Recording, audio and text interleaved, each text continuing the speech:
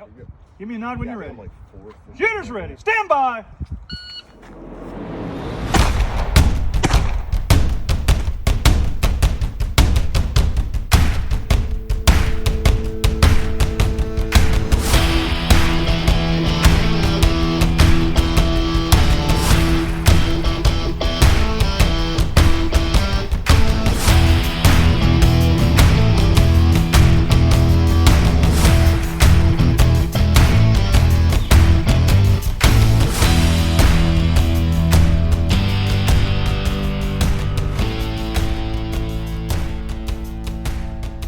Hi, everyone. Welcome to this episode of Bullets and Bourbon. I'm joined here with my co-host, Frank Gow, and we have a very special guest, Matt Bergan. Now, Matt Bergan is a firefighter by trade who lives out in Charlotte, North Carolina. He is very familiar with natural terrain and technical two-gun matches as he competes in Jason Byerly's Zoo City matches. Matt is currently serving as the match director for the tactical games Tac2Gun. Matt, while we have you on here, can you go ahead, tell us a little bit about yourself and your shooting history and how you got started into it all? Absolutely. It's like you say, fireman by trade, going on at 14 years now. So I'm lucky enough to be the guy that drives the fire truck and tries to push people into ditches. So I'm very good at it. They tend to get out of the way when the fire truck's coming at them at 70 miles an hour. Hell yeah. Got into competitive shooting about 10 years ago on a whim. Honestly, just like everyone else, I was shooting in indoor ranges, a ton of those around here, and it just turned into one of those. It wasn't a challenge. On a sheer whim, talked to a buddy. He said, "Hey man, I'll take you out to it. There's a indoor match going on."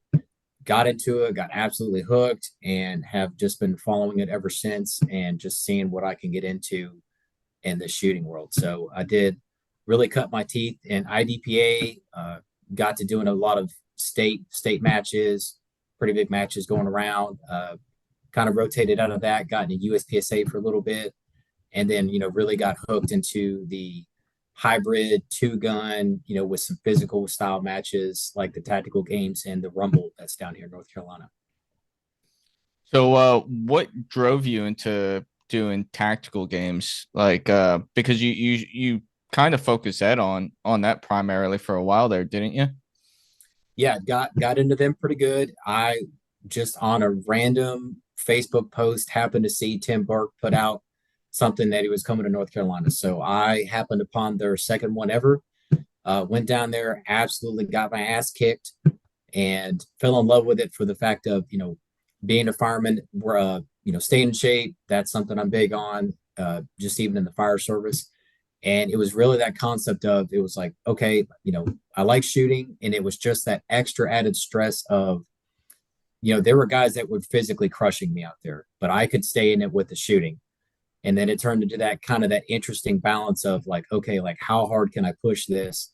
And it translated into work. It's something I've been able to get the guys on at my station on, working out. It just kind of turned into an extra motivation, so to speak, for life and being able to do it at the tactical games. So I often describe to people who aren't familiar with the tactical games and anything like that is that the tactical games is kind of mix of the CrossFit games with marksmanship involved. How would you best describe Tac2Gun? So I would best describe it as the inverse of the tactical games. So, this is about trying to bring really great shooting, different shooting styles together, and having some physical fitness challenges involved, right? It is a component. It is not the component. It's just there to provide an extra level, an extra element that people have to work through more than anything. So, kind of going into that, in three-gun, multi-gun, everybody's just kind of standing there watching. Nobody's really saying anything. Everything's kind of quiet. But one thing I refer back to the tactical games because whenever I got into that, people are kind of like cheering you on, like they're motivating you. How would you describe the atmosphere with Tac2Gun? And what would you like to see come out of people as people are competing? Sure. I will always say I've always thought one of the best things about the tactical games was the atmosphere that they had initially and what they have created around it. Is that, like you say, it makes for a long day when you're in a squad, no one's really talking to each other, and it's just like this quiet thing going on. It's almost put off, and it really doesn't help the new shooters that come out. It's just that one extra speed bump in the way for them wanting. They look at it and go, I don't really like what I'm seeing around here. So I absolutely want to capitalize on what the tactical games does. Is that the best matches I've ever been to? The squad is cheering you on. You're helping coach newer shooters through it to help ease that on them, because they're not going to win. You want to give them the best experience that you can to make them come back. Best example I can say is I took my wife out to a TRC battle rattle one time, which is John Sugar puts on a great match. Oh, hell But yeah. right, absolutely, and that is the style that I love. Is that I'd walk up to the RO and say, "Hey, man, do you mind if I be right behind her for this?" Right, this is her first time, and they're like, "Absolutely, come on with me," because she wants to hear my voice, kind of helping coach her a little bit to this stuff. So coaching, absolutely, right. This is to me equal parts competition, equal parts training opportunity for a lot of the people that show up out here. The pros, right, they're going to run full tilt, they're going to go do their thing, and, they're going to execute it 100%. But it's the average everyday man or woman that you're helping, let them learn and teach them and give them the best chance to have a good stage and come away from that stage happy, right? Hey, maybe they miss at the 500 yard, but you help coach them onto the 300 and 400 yard target, with some win calls. And they're like, hell yeah, man. Like, I've never shot out that far before, or, hey, dude, you missed that steal over the real quick. Go over the, oh, hey, dude, thanks, man. I appreciate that. That's really what I want to strive for, is that kind of atmosphere. I guess the best way to kind of describe it is like a pro-am type atmosphere, Yeah, like somebody just there coaching, helping along the way, and just feeding that person the information they need because it's something that's potentially new to them. And this is a new sport. This is a new type of competition, and you want to kind of have that grassroots of, hey, we're trying to build a community here where people are just there to help each other. absolutely. And I think you hit the nail on the head. I would love nothing more than to have like a squad with half pros in it and a squad with, half everyday person. So that way, the pros say, hey, man, I noticed you did this last stage. Like, here, come here, like just a little tidbit for you. Cause that's really right. The way how you learn is watching the pros run it and going, wow, like, okay, like you always pick up stuff from that, of seeing, like, watching how they get into position, watching how they're running a stage that fast, okay, I'm starting to pick up on that sort of stuff. Absolutely. Yeah. And I mean, that's one thing. And we kind of talked about this beforehand. You know, one thing I absolutely love about the tactical games is kind of that atmosphere. It's like it's a community of people really just trying to help each other out, whether it's physically or shooting wise. And it's like it's not uncommon that you have people like, for instance, the Tac2Gun stage at the team event, a couple weekends ago. Like, I heard people make comments of, oh, the USPSA and the action shooters are gonna love this stage. Like, you know what? Yeah, it's kind of like what we do, but it's also an opportunity for us to coach somebody on our style of shooting and make them better and saying, hey, you don't have to just stop here and take these shots, one target at a time. It's, hey, look at where you're standing and find the most targets that are exposed and take all your shots from there and then move, like drop step and then move over here Mhm. and go as fast as you can and engage all these targets. And it's like, it's an opportunity to help, because the way I kind of look at things now is I don't want you to lose based on a stage plan. I want to lose based on your shooting, or I want you to do better based on your shooting and your ability. I don't want the deciding the factor to come down to just a stage plan. That's null and void. Get better at shooting. Absolutely. Great example. So, just got off the Griffin Group Rumble. Buddy Chris Hutchison, we are going back and forth. And literally, stage one, I'm going in front of him, and we're moving a 150-pound bag here and there. And I literally walk right off of it. I'm like, hey, man, this is what I did with the bag for the first, obstacle. It felt pretty good. He's like, yeah, that's what I think. I'm like, yeah, I'd go with that. Like that looks faster to me, right? I want to beat him at his best. Mm-hmm. That's what I want, and I would agree. That is the thing I want to encourage is like giving that helping hand, because that's what somebody walks away with and saying, you know what, man, maybe I didn't shoot as well as I thought I could, but wow, I had a great time doing it. Like this guy's over here literally giving me win calls, and got me on target, or helping coach me through this little something I was struggling with. Absolutely. Yeah. I mean, the way I look at it is you want to be the best version of yourself every day, and you want to encourage each person that's out there to be the same. It's a beautiful thing. Kind of moving into roles and responsibilities with judges and RSOs. What kind of role do you want them to take whenever they're evaluating their competitor that's going through a stage? Honestly, I'd say very similar, right? They are. I want them there helping. Right? The pros, they're honestly probably going to look back and say, "Hey, man, like this is all that I want from you for input." Hey, great. It's everyone else that I want them to be very consistent. That if they can see a miss at distance, hey, dude, you're off plate, half right. Come give them a correction and get them on it. Because they're in to do that for everybody. And most the average person, they go into brain lock half the time, with the complexity of these stages. So, it's letting them say, get to a point, say, hey man, hang on, you forgot this piece of steel over here, real quick, run and get it.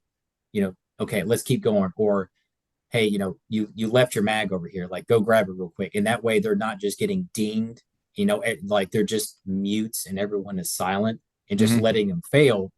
Because that to me is the difference in categories, right? The pros, they've got it nailed down 100%. They're running like cheetahs, and they've got their stage plan absolutely memorized. It's the everyday person that all of a sudden they start going to war with something, or they just completely come unglued. They're just not used to the complexity, and the judges there trying to help get them the most success in the stage. Maybe they part time out. That's going to happen, but they say, hey, you didn't just let me just walk off a cliff by myself and you just didn't say anything. Again, I want to give everyone the best experience they can, especially the average everyday person in this kind of gig. No, that's awesome. And I know for a fact, like in North Carolina, I mean, shoot, North Carolina has the best damn ROs in town. Like, especially if you can get some of the guys that help Jason, you're gonna Yeah. have some of the best ROs in the game. And I'll be honest, Jason has been, excuse me, he's been a mentor. He's helped me out with a lot of stuff. And he's the guy that I watch and I go, okay, this is how I want to design stages. Like, the presentation, the intricacy of it. I know if there's a barrel, there's probably a piece of steel behind it, right? That's Yep. the first thing with Jason is you start going, okay, hang on. I better start walking to every single corner I can find because there's something hidden. Yep. But that's why he's known for creating some of the best stages around. I mean, Is yeah, he's been doing it so long, and he's very technical. Like, he yes, doesn't want you to just shoot a burner stage as fast as you can. He wants to give you a show. Like, the yes, best way he describes it is, I am creating a dance, and if you get off beat, the dance is going to be messed up. But if you shoot it the way it's supposed to be shot, it's going to flow perfectly. agreed, 100%. And that is something that I look for in my stage design is that almost a rhythmic speed up, slow down. Can you control the pace of how fast can you push on the gas, and then how quickly can you brake check to make that perfect shot and then take right back off again? Absolutely. Yeah. No, it's awesome that somebody else has recognized that, and they're going to incorporate that, because now you're just going to create a whole new evolution of shooters, a whole new group of shooters that didn't get their start in the multi-gun community. And even those that do come over, but you're going to have a whole conglomeration of different style people with different backgrounds and they're going to see this whole show that somebody kind of created. Absolutely. But kind of moving on, and we talked about the tactical games, and so Tac2Gun falls underneath the tactical games umbrella. What is the relationship there between the tactical games and Tac2Gun? Well, so the tactical games, a lot of people heard about them now. They have, they're starting to become the big boys on the block, right? So they are they're the parent company. They're the Coca-Cola, and we're an offshoot. So the tactical games owns, I would call it the regular tactical games event. They have a tactical game sniper challenge, and then now Tac2Gun. So they are the parent company, but we are our own separate match, own separate rule set. It's just a completely different entity that we just happen to have their resources to be able to pull from, to really try to make the best match possible, to be able to put it on the ground. Now I'm excited to see where it goes. I'm definitely interested in coming. I wish I could make Texas. I work work commitments, but I'm definitely going to try and be down there for the North Carolina one, and that's the week after June 9th. That is the first weekend of June, so Yeah. we're the week before Duskin. Yep. Okay. Yeah. Absolutely. So I'm gonna definitely try and be down there for that. And if anything, like if you need any assistance helping, our RO or anything like that, if you need anybody to help out, I'd be more than happy to come down and help there too. No, I love it. We can always use the help. The big thing has always been, I'm always recruiting the build crew. You know how it is with Jason. It's that it takes and I've always been happy enough to try and help Jason out when I can, just to be a hammer swinger, because hey, there's a lot of stuff that's got to get put on the ground to really make Disneyland show up for the shooters. It really does. Yeah, there's a lot of attention and detail involved. Recently, having taken over as match director for QSC, Tim Hitchak was walking me through all kinds of things. He's like, hey, if someone asks for a stapler, you can't trust that motherfucker. Like, you can trust some people to line up the target exactly over the old target, but there's a chance they might change your presentation. They might jack up the flow of the stage. So yeah, it's good that you learn from one of the best. I am interested in, so for the longest time, like Matt and I are huge fans of tactical games, right? But I would characterize it as like majority fitness challenge, and with marksmanship that is mostly static and not exactly dynamic. So we interviewed Nick earlier, I think it was this year, and he told us that this is the year that they were going to push the envelope on shooting. So what did those conversations look like in between you, him, and I believe Jared at the time, in regards to like where the level of shooter was at in the tactical games and where you want to push people to by the time that you've implemented Tac2Gun and this different style of shooting? Good question. So, you mentioned, you say TTG is 60% fitness and 40% marksmanship. And I would tend to agree with that. There is no doubt the tactical games is absolutely legitimate on the physical challenges they put forth. The constraints they have, though, obviously is running 5 wide. You have to create a safe enough environment for shooters, and that limits the amount of shooting and the style of shooting that you can do. So, the inverse of that is, I would call us the mirror opposite. So we are, 70%, I'm about 70% shooting, and there's, a 30% physical aspect to it, amongst some other unique things we're trying to do. What I want to be able to do is say, hey, you've started the tactical games, you've got an introduction to shooting, you're learning marksmanship. Okay, you have the fundamentals down. Now, we're going to take you from NASCAR to Formula One. It's time to really start pushing the envelope of what you consider are the capabilities of your guns. Movement, right? You said the technical shooting aspect, positional rifle shooting out to distance, and being able to do that, all at Mach 1, where honestly where the pros are at, right? Because they're the guys shaving tenths of a second off these times and settling into these positions and taking 500-yard shots, sub 3 seconds. You're like, wow, that's possible. Yes. Okay. So that is really where, how I see Tac2Gun being different is, we've run one shooter at a time, very similar to USPSA 3-gun style stages. And that just opens up the variety of shooting that I'm able to accomplish on the stage, completely different. Right now, the sky's the limit. We have this, natural bay that I can do anything I want in. Let's see what kind of weird stuff we can do that no one, has maybe never shot before. Absolutely. Yeah, good stuff. I'd like to dig down into some of the details of like how exactly Tac2Gun differs from tactical games. So you've already talked about the style of shooting and the physical challenges. What are some of so there's a recurring set of implements that we see in the tactical games proper. Do you have a set of recurring implements that you are going to be using for Tac2Gun? Absolutely not. Honestly, the weirder I can make it, the better.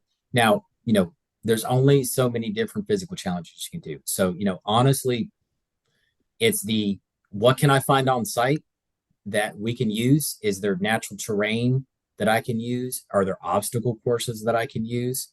I have no shame in saying that I'm designing an obstacle course for North Carolina. It'll be a place that you never would have thought of, but it's like, hey, you know what? I think I can make something work with this. So honestly, I'm looking for variety. So I will probably not be using any of the tactical game implements other than probably a sled, because that's just a good versatile piece of equipment I can use. So honestly, if you're looking, I'm looking to push something, pull something, pick up something, and then figure out something really weird to do that like maybe you've never done before. Just that's the sort of stuff I'm looking at. Are you gonna have a breacher door? Oh, I will probably absolutely definitely use that breacher door at some point. I like to try to fit stuff at events where it makes sense. Yeah. So honestly, like if I were to ever go to GTI, I would probably put a breacher door there. Okay, you're in this, Chernobyl, it would make sense that you would have to breach a door to enter a structure, that sort of thing. So I try to really take what the event site gives me and flow with that. Griffin Group, we're going at the distance. I've got the room to run. And I think there's only 2 stages right now designing that are like 100 yards or less. Like everything else is going to just reach out. I just have to for a match like that. Are you going to use the plane this year? We're not using the plane this year. I am, however, that is definitely on the books at some point. 100%. Yes. Got to use it at some point, right? That's what it's there for. I mean, why not? I mean, yes, absolutely. Yeah. At some point, that plane will definitely come into play. Hell yeah. So tactical games are renowned for being these marathon events, right? You got to compete for 2 days. For nationals, you got to compete for 3 days. How many days does the Tac2Gun encompass? So Tac2Gun will be 2 days, total of 8 stages. So, pretty standard, 4 stages, one day, 4 stages the next day. What I would say though, is that obviously, the TAC games, like there's what I jokingly refer to as the TAC games limp that you start seeing, come walking around. You've earned your money. You've gotten your money's worth out of it. Mm-hmm. I want to say you've gotten your money's worth out shooting wise. So, you will be a little, you'll definitely be a little sore, but it'll definitely be I have enjoyed the process of like what I got into. Like, hey, it's not going to kill you, but it's not going to tickle either. It's just enough to make it a little bit harder and add an element to it that you may not be used to. Nice. I want to talk about the scoring system real quick. So I was there for the events that you rolled out in Florence, and the scoring system, I'm assuming, hasn't changed. You essentially use USPSA minor scoring, where alpha is a 5, a Charlie is a 3, a delta is a 1, and the athlete has to get at least 8 points per target in order to neutralize it. Can you just talk about how you got to that scoring system? Sure. So we basically researched. I've always liked USPSA hit factor scoring, and I've always liked 3-gun scoring. But what I was never big on was the 2 anywhere on paper for 3-gun. It seemed a little too wild for me. Just that always being in control of whatever gun you're running. So we sat there, we fooled around with it. We said, an Alpha Charlie is pretty standard in USPSA. That's really what most guys are just kind of gunning for. Not 2 alphas. They're running as hard as they can. So I said, well, okay, 8 points seems pretty easy. It's easy to score, for the judges and everything. So, hey, as long as you get 8 points on there, that's what 85% of the target we're giving you. So, hey, rock on. I wanted to give them the incentive, at least for cardboard, to push the speed for our match, right? There is, if you make the penalty so severe, people are going to really slow down, because it's just not worth it. But we're touring with how much of a penalty it'll be, probably in the 3 second range. But that, hey, it's time for you to push on the gas and just, because if you're not, you're going to get lapped, at least for anything shooting cardboard wise. Yeah, completely makes sense. And so you talked about penalties, but on the physical side, how are you implementing penalties for, failure to complete a certain physical action, move a sled or whatnot? Sure. Great question. Let me be the first to say that the way we've designed Tac2Gun is that you cannot win without doing both. It's not going to be able to be gamed either way to win a stage. Just that way we've got kind of the penalties nailed down. But I'll say this. So as far as the physical challenges are concerned, I'm going to say I would call them all reasonable. So, right, I want it to be we completely vet every single stage. We vet everything that we're doing per division to say, okay, this is the time standard we want guys to be able to do it in. And that, okay, like this is absolutely accomplishable for the vast majority of people that show up. You don't have to be a pro level CrossFitter. Just, this is totally within reason. If for some reason, right now, right, we all have day jobs, we have wives and things to go home to. Even driving a fire truck involves me doing something. So, if somebody hits something and they're like, man, this is just not my day. It's past what my capability is. You can absolutely skip it.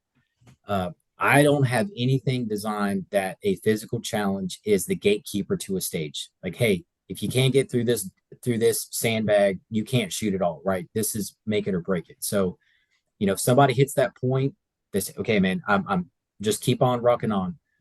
The penalty, though, is usually 3 to 4 times like what it would normally take an average person to do it. So if it's an average 60-second sandbag run, something, the penalty is going to be 3 to 4 minutes to discourage guys from just touching the sandbag and just trucking on, trying to game the system. Mm-hmm. Yeah, it completely makes sense because people are going to, unfortunately, in the sport of practical shooting, it is full of gamers. You get less of them at the tactical games, but they still do exist, and you still have to be prepared for them.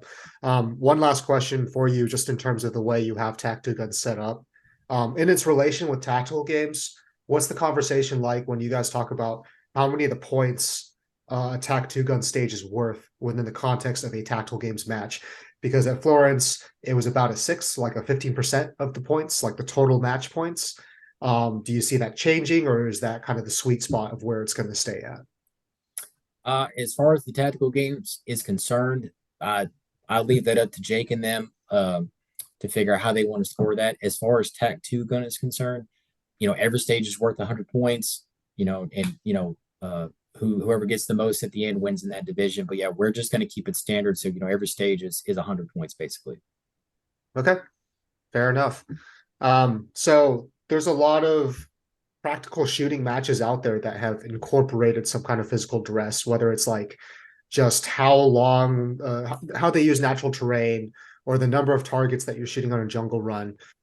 So would you say that Tac2Gun is a bit of a callback to the old days of like expanded stages with longer movements, and also incorporating a balance of like technical ability and speed?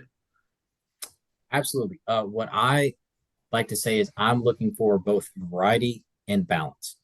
There is like Matt said, there's a bit of a dance to this of I want people to go to a stage and say, okay, I'm going to walk over one bay over and it's going to look completely different. Like I'm going to get into something totally different that I just did not do.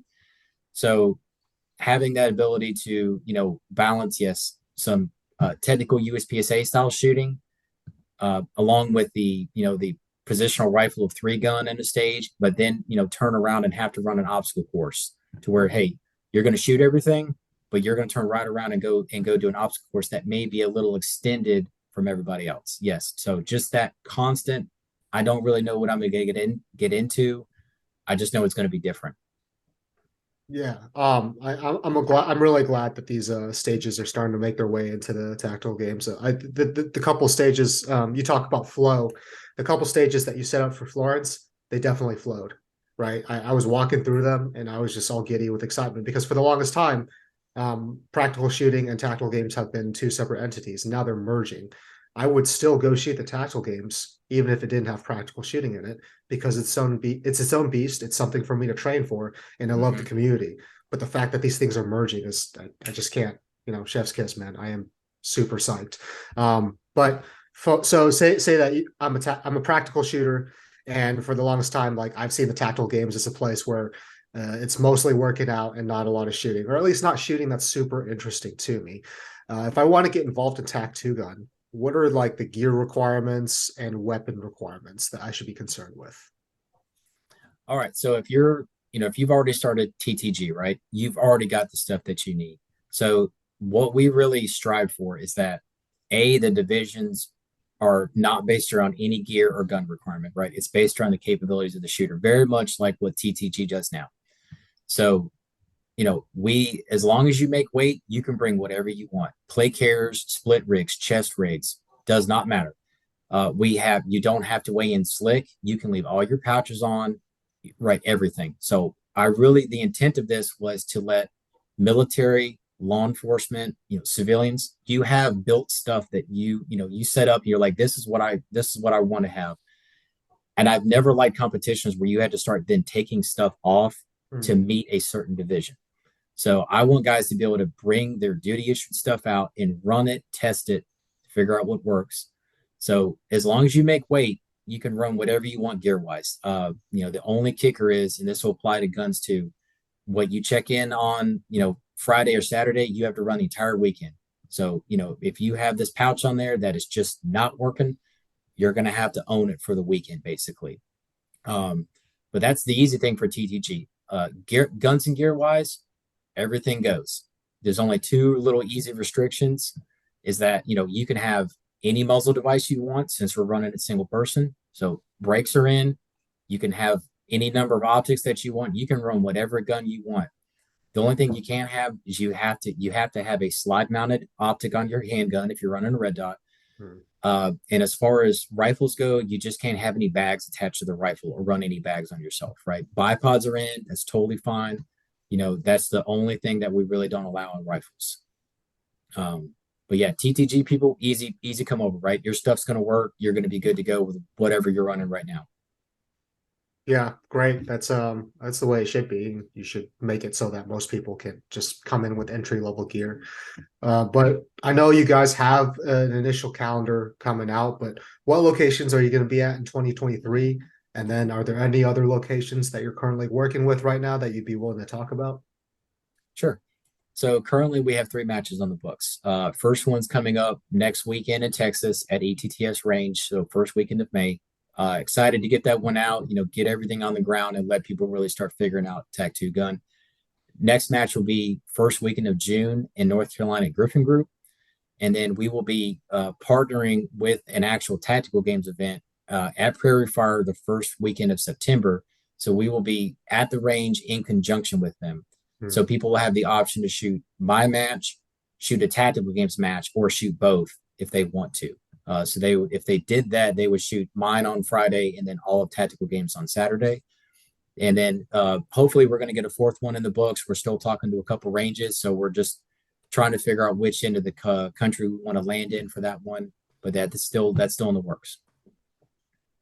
Very cool, man. Well, I appreciate you taking the time to answer our questions and introduce us to this. We're really excited to see this new sport get off the ground.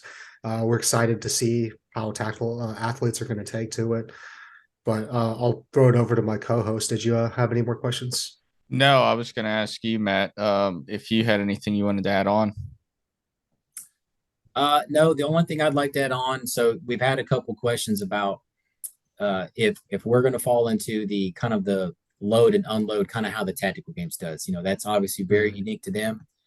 So that's just a little. We've had a couple questions about that. So the way we're designing Tac2Gun is that one, we're going to try and keep your guns hot as much as we can. So you will probably mostly start with a hot and holstered handgun. Rifle will be loaded or unloaded. So, you won't be doing anything physical with a loaded rifle. That's obviously not going to happen. But like you say, we want to keep you moving as much as we can. So the only thing we're going to have you do is once you're done shooting, magazine comes out, You're racking around on the ground. That's what the RO is looking for, is a round racked in a clear chamber, and you are off to the races. So that to me really keeps, like you say, that flow going during a stage, right? You're not getting held up. The RO knows where to land, where to look, to just keep everything moving. And it really seems to work well in the Rumble. It's Sherb has put it to the test for multiple years, and it really seems to work well to keep things on pace and getting through a stage. Awesome. Well, we really appreciate you coming out here, coming onto the podcast, and we really look forward to seeing the success of this. Like I said, if you need anything, you need any help, just reach out, let us know. We'd be happy to come out and help. No, appreciate it, guys. Appreciate you having me on.